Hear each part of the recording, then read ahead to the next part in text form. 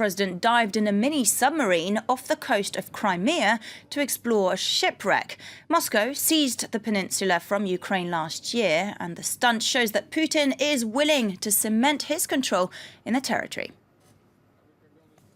In what has become something of a summer tradition, Russian President Vladimir Putin plumbed some watery depths Tuesday. And this year the waters were in new, albeit disputed Russian territory, Crimea, which Moscow seized last year from Ukraine. Putin accompanied an expedition exploring a 10th century Byzantine ship. He communicated with Prime Minister Dmitry Medvedev from his pod.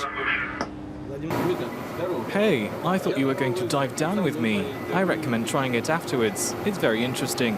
There are so many objects on the seabed. You can see the remains of the ship very clearly. Putin then spoke to reporters about a recent increase in violence in eastern Ukraine, which he blamed on Kiev. But he remained optimistic that the 6-month-old ceasefire would eventually bear fruit.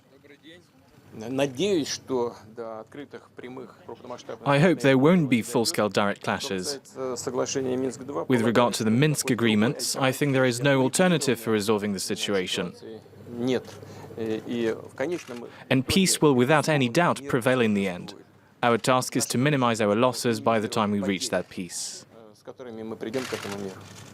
As for any controversy over his visit to a disputed territory, the Russian president was adamant it was what the locals wanted.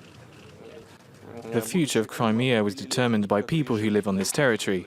They voted to reunite with Russia. That's it, period. The annexation took place after Crimea and Sevastopol voted to secede from Ukraine in March 2014. Most countries refused to recognise the legitimacy of the referendum, which was boycotted by pro-Kiev Ukrainians.